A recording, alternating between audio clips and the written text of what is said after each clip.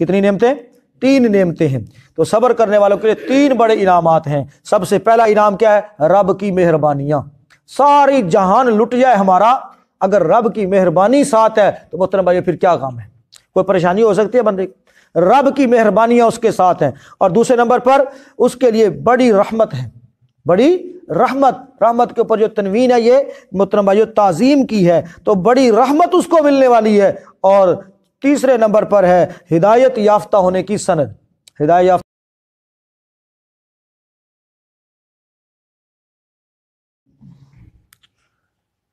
سورہ بقرہ کی آیت نمبر 155 سے لے کر 157 تک تلاوت کی ہے۔ دعا ہے اللہ رب العالمین سے کہ اللہ تعالی ہمیں ان آیات کا معنی مفہوم سمجھ کر ان پر عمل کی توفیق عطا فرمائے۔ گزشتہ سبق میں اہل ایمان کو نماز اور صبر کے ذریعے مدد طلب کرنے کا حکم دیا گیا، اور سب سے زیادہ صبر کی ضرورت پیش آتی ہے جب بندے کا جانی نقصان ہو، اور وہ بھی اس اعتبار سے کہ اللہ نے حکم دیا کہ اللہ کے دشمنوں کے ساتھ لڑنا ہے، اور بندہ اپنی جان کو ہتھیلی پر لے کر نکل پڑا، پیچھے مڑ کر نہیں دیکھا کہ میرے چھوٹے چھوٹے بچے ہیں، میرا کاروبار ہے، میری زمینداری ہے، اینی ون، کسی بھی چیز کو اس نے واپس مڑ کر نہیں دیکھا۔ کسی بھی چیز کی محبت جو ہے وہ اس کے پاؤں کی زنجیر نہ بن سکی، نہ بیوی کی محبت، نہ اولاد کی محبت، نہ مال کی محبت، اور وہ اپنی جان کو لے کر نکل کھڑا ہوا۔ تو ایسے میں اس کی تو بہت بڑی قربانی ہے، اس کی بہت بڑی قربانی ہے، لیکن ساتھ ساتھ یہ اس کے گھر والوں کی بھی ایک بہت بڑی قربانی ہے۔ تو اللہ رب العالمین نے اس کے گھر والوں کو یہ رہنمائی دی ہے کہ وہ تو چلا گیا دنیا سے، اب تم رو دھو کر وویلا کر کے اپنا اجر نہ ضائع کر لینا، اپنا اجر ضائع نہ کر لینا، بلکہ صبر کرنا ہے، اور جو اللہ کی راہ میں کٹے ہیں ان کو مردہ تک نہیں کہنا، بلکہ وہ زندہ ہیں۔ شہید کے بہت سارے فضائل ہیں، درجات ہیں۔ اللہ کے رسول صلی اللہ علیہ وآلہ وسلم نے جہاد کو اسلام کی کوہان چوٹی قرار دیا ہے۔ تو صاف ظاہر ہے جب بندہ بلند جگہ پر کھڑا ہوگا تو مصائب، پریشانیاں، مشکلات بھی اسی حساب سے آئیں گی۔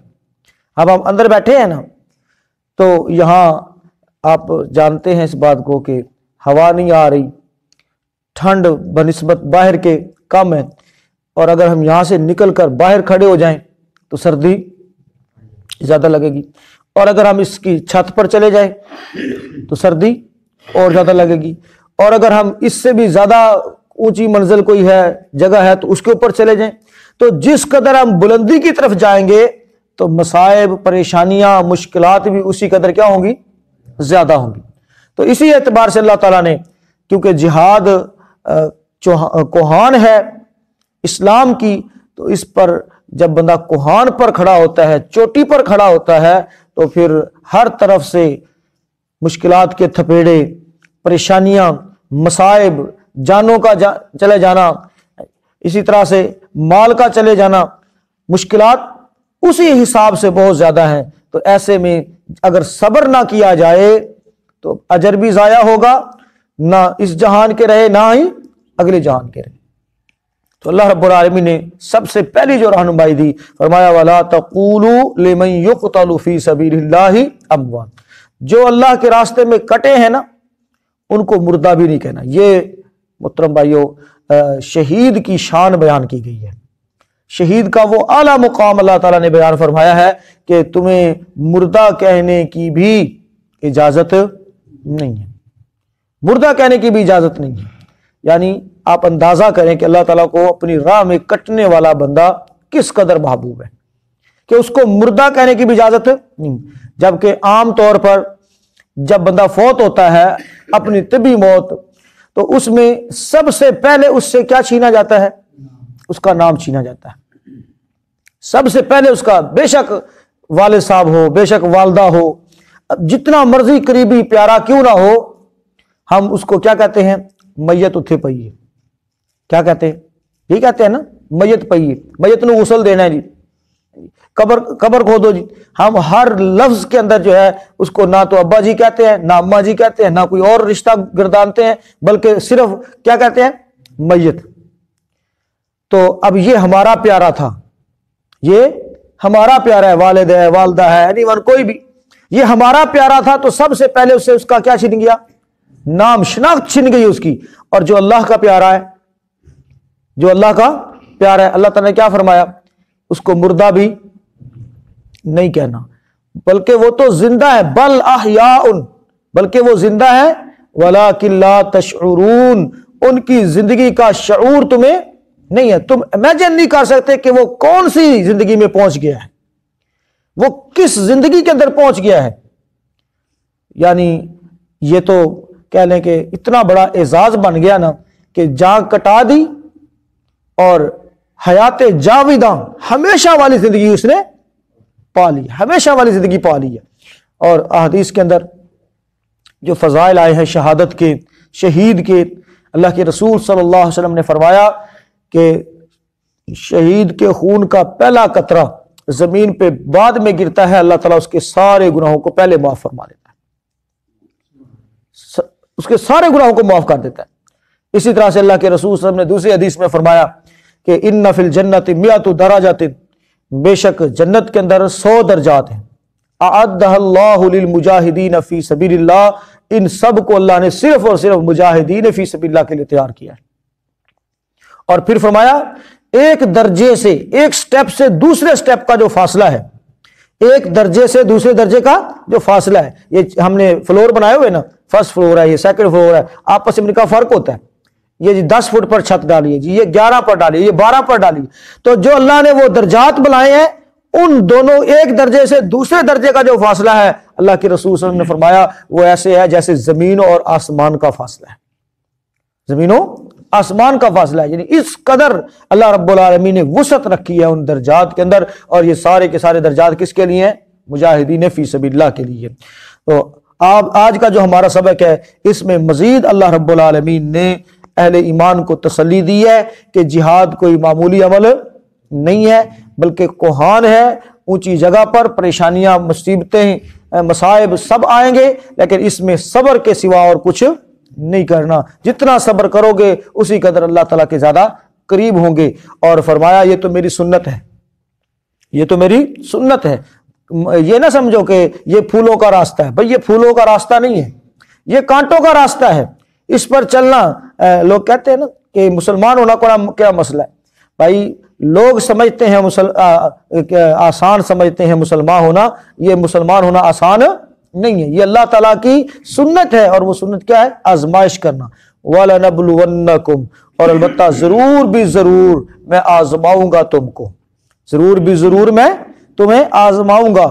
بِشَيْءٍ، کچھ، من الخوف، خوف سے، ہاں جی، میں کسی نہ کسی خوف سے تمہیں آزماؤں گا. والجوع، اور بھوک سے. ونقص من الاموال، اور مالوں کی کمی سے. والانفس، اور جانوں کی کمی سے. والثمرات، اور پھلوں کی کمی سے. کسی نہ کسی صورت میں تمہیں میں ضرور بھی ضرور کیا کروں گا؟ آزماؤں گا. اور وہ آزمائش کا طریقہ وہ تمہارا نہیں ہوگا، بلکہ وہ اللہ کا ہوگا. کس کا ہوگا؟ اللہ. بندہ کہتا ہے یہ آزمائش آمنی ہے، کیا میں اروال ساری کوئی تھوڑی بہت آ جائے. بھئی یہ اللہ کو پتا ہے کہ میں نے کس کے اوپر کتنی آزمائش ڈالنی. اور یہ تو اٹل حقیقت ہے کہ اللہ تعالیٰ کسی جان پر اس کی استطاعت سے بڑھ کر بوجھ نہیں ڈالتا. وَلَنَبْلُوَنَّكُمْ، اور البتہ ضرور بھی ضرور آزماؤں گا میں تم کو. بِشَيْءٍ مِّنَ الْخَوْفِ، کسی نہ کسی چیز کے ساتھ، خوف میں سے. وَالْجُوعِ، اور بھوک. وَنَقْصٍ مِّنَ الْأَمْوَالِ، اور مالوں کی کمی. وَالْأَنفُسِ، اور جانوں کی کمی. وَالثَّمَرَاتِ، اور پھلوں کی کمی میں سے. یعنی یہ ساری آزمائشیں بھی آ سکتی ہیں کسی بندے کے اوپر. ان میں سے کوئی ایک آدمی आ सकती है, 2 भी आ सकती है, 3 भी आ सकती हैं, लेकिन आजमाइशें कोई किसी किस्म की भी हो, आजमाइशें होंगी इसी कैटेगरी से, ये जो यहां पर बयान हुई है। फरमाया वबश्शिरिस साबिरीन, और खुशखबरी है सब्र करने वालों के लिए, खुशखबरी है सब्र करने वालों के लिए। और सब्र करने वाले कौन है? कैसा सब्र चाहिए अल्लाह ताला को? फरमाया अल्लज़ीना, वो लोग, इज़ा, जब, असाबतहुम, पहुंचती है उनको, मुसीबतुन, कोई मुसीबत, जब उनको कोई मुसीबत पहुंचती है, जब कोई उनको परेशानी पहुंचती है, कालू, तो वो रोते नहीं है, वो ववेला नहीं करते, वो हाय वाय नहीं करते, वो सीना कुबी नहीं करते, वो चीखो पुकार नहीं करते, मातम नहीं करते, बल्कि कालू, वो क्या कहते? कहते हैं वो, इन्ना लिल्लाहि, बेशक हम अल्लाह के लिए हैं, व इन्ना, और बेशक, इलैहि, उसी की तरफ, राजिऊन, हम लौटने वाले हैं। हम अल्लाह के लिए, सारी मलकियत किसकी है? अल्लाह की है। जो चला गया, जो नुकसान हो गया, वो भी अल्लाह ही का था, है जी। और हम जो बाकी हैं, हम भी किसकी तरफ जाने वाले हैं?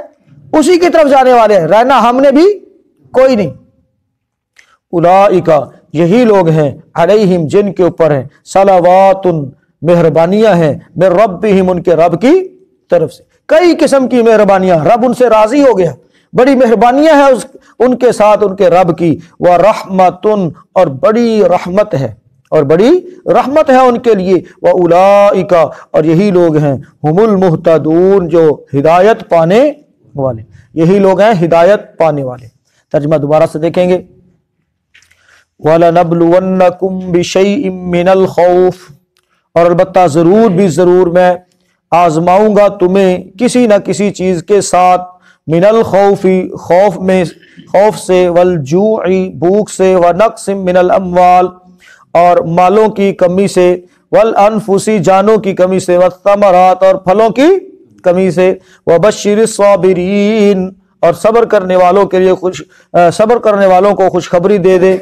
व बश्शिर, अमर का सीगा है, व बश्शिरिस साबिरीन, और खुशखबरी दे दे सब्र करने वालों को।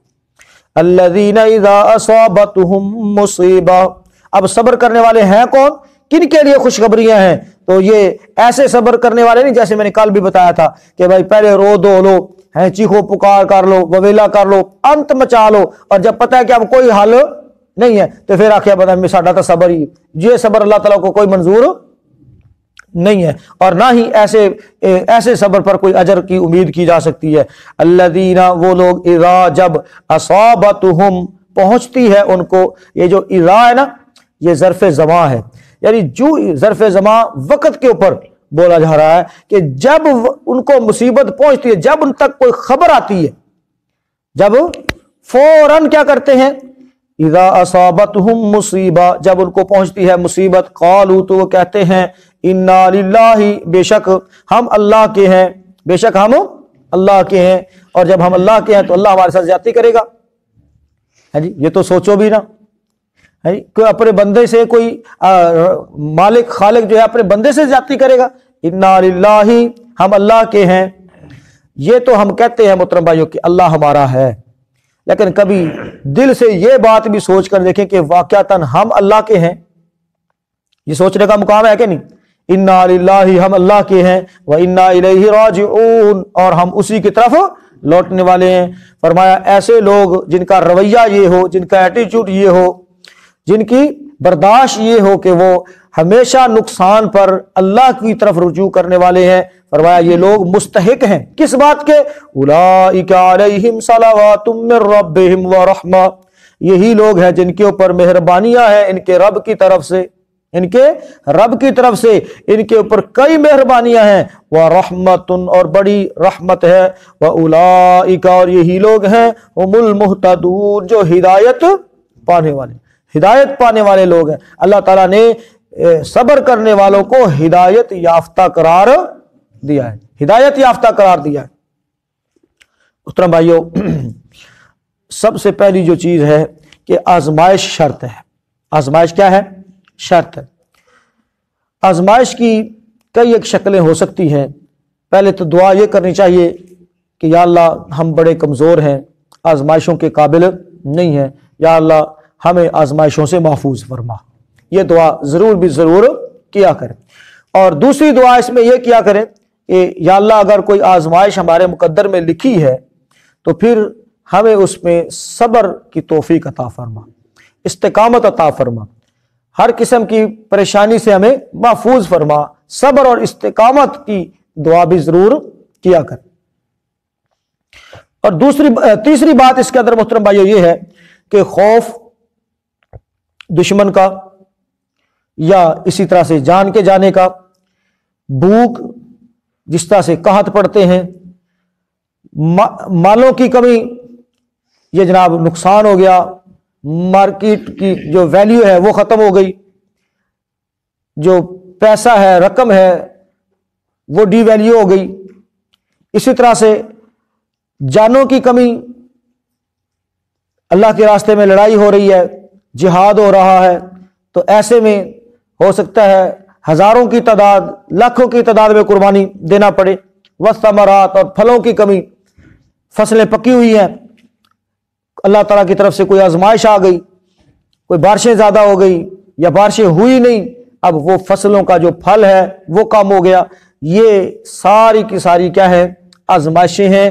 ہر بندہ ہم میں سے کسی نہ کسی آزمائش کے ساتھ دوچار ہوتا ہے، کسی نہ کسی آزمائش کے ساتھ۔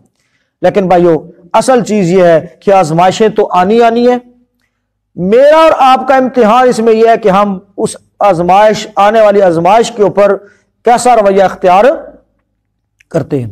مختلف رویے ہیں نا، ایک ہے کہ رونا دھونا شروع کر دے، وویلا کرنا شروع کر دے اور اپنے اجر کو ضائع کر لے، اور دوسرا ہے کہ بندہ اس کے اوپر صبر کر لے۔ کیا کر لے؟ صبر کر لے۔ اور کل بھی میں نے بتایا تھا کہ صبر ہے تو مشکل، صبر آتا نہیں ہے، صبر آتا نہیں ہے، لیکن جب اجر سامنے نظر آ رہا ہو، جب اجر سامنے نظر آ رہا ہو تو بھائیو پھر بندہ صبر کرنے کے لیے تیار۔ جو بندہ اپنی جان قربان کر رہا ہوتا ہے اس کو کیا نظر آ رہا ہوتا ہے؟ اجر نظر آ رہا ہوتا ہے نا، اللہ کی رضامندی نظر آ رہی ہوتی ہے، پھر وہ اپنی جان کی بھی جو ہے پرواہ نہیں کرتا۔ سب سے مشکل کام کیا ہے؟ اپنی جان دینا، اور جس نے جان دے دی ہے اس کے اوپر بعد والے جو لوگ ہیں وہ صبر بھی نہ کر سکیں تو یہ تو مقام افسوس ہوگا۔ اس لیے فرمایا کہ تمہیں پریشانیاں آئیں گی، مصیبتیں آئیں گی، خوشخبری ہے ان لوگوں کے لیے جو صبر کرنے والے ہیں۔ وَبَشِّرِ الصَّابِرِينَ، اور یہ خوشخبری میری طرف سے، آپ کی طرف سے، کسی اور کی طرف سے نہیں ہے، بلکہ یہ خوشخبری ہے اللہ رب العالمین کی طرف سے کہ جو اپنے وعدوں کے خلاف نہیں کرتا۔ اللہ اپنے وعدے کے خلاف کرتا ہے بھلا؟ اللہ تعالیٰ کبھی بھی اپنے وعدے کے خلاف نہیں کرتا۔ جو خوشخبری اس نے رکھی ہے، جو اجر اس نے بیان کیا ہے، وہ ضرور بھی ضرور ان کو مل کر رہے گا۔ اور رویہ کیا اختیار کرنا ہے محترم بھائیو؟ یہ بہت زبردست دعا ہم نے اس آیت کے اندر سیکھی ہے، مزید اس کے اندر کچھ اضافہ بھی ہے۔ پیارے پیغمبر جناب محمد رسول اللہ صلی اللہ علیہ وسلم نے جو ہے انا للہ و انا الیہ راجعون کے ساتھ اللہم اجرنی فی مصیبتی واخلف لی خیرا منہا، یہ دعا بھی سکھائی ہے۔ اور اس کی فضیلت یہ ہے کہ جو بندہ صبر کرتا ہے، تکلیف پہنچنے پر یہ الفاظ کہہ دیتا ہے، اللہ رب العالمین ضرور بھی ضرور اس سے بہتر اس کو عطا فرما دیتا ہے۔ الفاظ کا ترجمہ کیا ہے؟ اللہ اجرنی فی مصیبتی، یا اللہ اس مصیبت میں مجھے اجر عطا فرما، اس مصیبت میں مجھے اجر عطا فرما، واخلف لی خیرا منہا، اور مجھے اس سے بہتر عطا فرما۔ جو چیز میرا نقصان ہو گیا ہے نا، جو میرا نقصان ہو گیا ہے، اس سے بہتر مجھے عطا فرما، تو اللہ رب العالمین ضرور بھی ضرور اس کو بہتر عطا فرما دیتے ہیں۔ صحیح بخاری شریف میں ام سلمہ رضی اللہ تعالی عنہا فرماتی ہیں کہ ان کا خاوند ابو سلمہ فوت ہو گیا، بہت اچھے انسان تھے، صحابی رسول تھے، فوت ہو گیا۔ تو اللہ کے رسول صلی اللہ علیہ وسلم کو جب اطلاع ملی، اللہ کے نبی صلی اللہ علیہ وسلم کی طرف پیغام بھیجا کہ یہ دعا پڑھ لو، یہ دعا پڑھ لو۔ اب وہ یہ دعا چونکہ اہل زبان تھے، اب الفاظ اس کے اندر یہ ہیں اللہم اجرنی فی مصیبت، یا اللہ مجھے اس مصیبت کے اندر اجر عطا فرما، واخلف لی خیرا منہا، اور مجھے اس سے بہتر عطا فرما۔ تو وہ فرماتی ہیں کہ میرے دل میں یہ بات آئی کہ ابو سلمہ جو میرا خاوند فوت ہو گیا ہے اس سے بہتر بھی کوئی ہو سکتا ہے، ادھر تو چنگا کوئی نہیں ہو سکتا، لیکن کہتے ہیں اللہ کے رسول صلی اللہ علیہ وسلم کا حکم تھا تو میں نے وہ الفاظ پڑھ لی، وہ الفاظ میں نے ادا کر لیے۔ تو جب میری عدت پوری ہوئی، جب میری عدت پوری ہوئی، فرماتی ہیں کہ اللہ کے رسول صلی اللہ علیہ وسلم کا نکاح کا پیغام میرے پاس آ گیا، اللہ کے نبی صلی اللہ علیہ وسلم کے نکاح کا پیغام میرے پاس آ گیا، اور فرماتے ہیں کہ یہ اس وقت مجھے یقین نہیں آ رہا تھا کہ ابو سلمہ سے بھی کوئی بہتر ہو سکتا ہے، اور جب اللہ کے رسول صلی اللہ علیہ وسلم کا پیغام آیا تو اللہ کے رسول صلی اللہ علیہ وسلم سے بہتر ہو ہی نہیں سکتا کوئی، اللہ کے نبی صلی اللہ علیہ وسلم سے تو بہتر کوئی ہو ہی نہیں سکتا نا۔ تو یہ ہے محترم بھائیو یہ دعا، لیکن ہم وہ وقت، وہ لمحہ جو ہوتا ہے نا اس کو ضائع کر دیتے ہیں۔ وہ جو لمحہ قبولیت کا لمحہ ہوتا ہے، پریشانی کے وقت میں فوراً اذا کا لفظ آیا نا، اذا، جب، یعنی جس وقت تکلیف پہنچے اسی وقت، یہ نہیں کہ روئیں دوئیں پریشان ہوں اس کا چرچا کریں اور اس کے بعد جا کر جو ہے وہ کچھ حوصلہ پکڑے، نہیں، جب تکلیف پہنچی ہے اسی وقت کیا کریں، اسی وقت صبر کر لیں، اسی وقت یہ الفاظ اپنی زبان سے ادا کر لیں۔ اور بعض علماء نے اس وقت کو جب اطلاع بندے تک پہنچ رہی ہوتی ہے اس وقت کو قبولیت کے اوقات میں شامل کیا ہے۔ اگر وہ اس وقت یہ بات کر لے، الفاظ ادا کر لے، اللہ تعالیٰ ضرور اس کا الٹرنیٹ اس کو دے دے گا، اس سے بہتر اللہ تعالیٰ اس کو دے دے گا۔ اللہ تعالیٰ کسی کی مزدوری نہیں کھاتا، یاد رکھیں، کسی کی مزدوری نہیں کھاتا، جتنا زیادہ صبر کرے گا اتنا ہی زیادہ اجر کا مالک بن جائے گا۔ تو بھائیو یہ اللہ تعالیٰ سے ویسے تو عافیت طلب کرنی چاہیے، ہمیشہ عافیت کا طلب کرنی چاہیے، اور اگر پریشانی آ جائے تو فوراً محترم بھائیو اس تکلیف کے مرحلے میں، اس تکلیف کے لمحے میں فوراً انا للہ و انا الیہ راجعون اللہم اجرنی فی مصیبتی واخلف لی خیرا منہا، یہ دعا ضرور یاد کر لیں، یہ بہت ہی زبردست دعا ہے، اللہ کے رسول صلی اللہ علیہ وسلم نے اس کی تعلیم دی ہے۔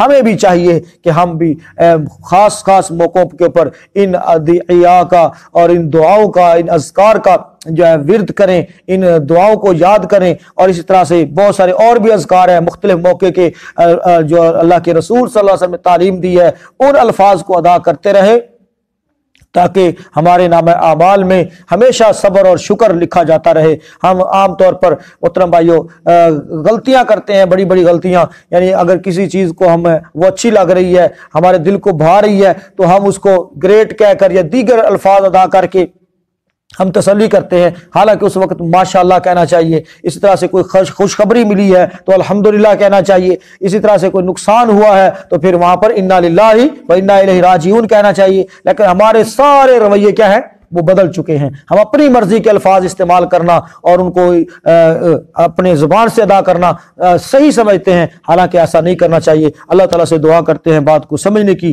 اور عمل کی توفیق عطا فرمائے۔ یہ ایک چیز یہاں پر رہ گئی ہے، وہ ہے محترم بھائیو اللہ تعالیٰ کی طرف سے 3 نعمتیں بندے کو ملتی ہیں صبر کرنے والوں کو۔ کتنی نعمتیں؟ 3 نعمتیں ہیں۔ تو صبر کرنے والوں کے لیے 3 بڑے انعامات ہیں۔ سب سے پہلا انعام کیا ہے؟ رب کی مہربانیاں۔ ساری جہان لٹ جائے ہمارا، اگر رب کی مہربانی ساتھ ہے تو محترم بھائی پھر کیا کام ہے؟ کوئی پریشانی ہو سکتی ہے بندے کی؟ رب کی مہربانیاں اس کے ساتھ ہیں۔ اور دوسرے نمبر پر اس کے لیے بڑی رحمت ہے، بڑی رحمت کے اوپر جو تنوین ہے یہ محترم بھائیو تعظیم کی ہے، تو بڑی رحمت اس کو ملنے والی ہے۔ اور تیسرے نمبر پر ہے ہدایت یافتہ ہونے کی سند، ہدایت یافتہ ہونے کی سند، کہ یہ شخص کون ہے، اس کے پاس یہ ڈگری ہے۔ جیسے ہمارے ہاں بندہ ماسٹر ڈگری لے لیتا ہے نا تو اس کی ایک ویلیو ہوتی ہے، اس کی ایک ویلیو ہوتی ہے۔ تو ایسے ہی بھائیو جو بندہ صبر کرنے والا ہے، صابر ہے نا، جو فرمایا یہ بندہ کون ہے، ہدایت یافتہ ہے، اس کے پاس ہدایت یافتہ ہونے کی سند ہے، ڈگری ہے اس کے پاس۔ اور قرآن مجید میں 70 بار صبر کا ذکر آیا ہے۔ پریشانیوں پر، مصیبتوں پر اللہ تعالیٰ سے دعا کرتے ہیں اللہ رب العالمین ہمیں آزمائشوں سے محفوظ رکھے، ہم آزمائشوں کے قابل نہیں ہیں، اور اگر آزمائشیں آئیں اللہ تعالیٰ ہمیں صبر اور استقامت عطا فرمائے۔ دیکھ لیجئے آیات کو، جو بات سمجھ آئے تو پوچھ لیجیے۔